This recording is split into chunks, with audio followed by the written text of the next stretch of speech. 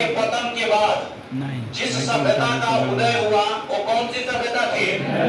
वैदिक सभ्यता। नामांतरण इसका वैदिक सभ्यता इसलिए पड़ गया कि इसी वैदिक काल में ही चारों वेदों की रचना की गई।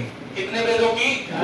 चार वेदों की रचना की गई इस वैदिक काल में, इसीलिए वैदिक काल इसका नाम पड़ गया। बात समझ रहे हैं? इसकी जो टाइमिंग है, वैदिक काल की जो टाइमिंग है वो 1500 ईसा पूर्व से 1500 ईसा पूर्व से 600 ईसा पूर्व है। कितना है?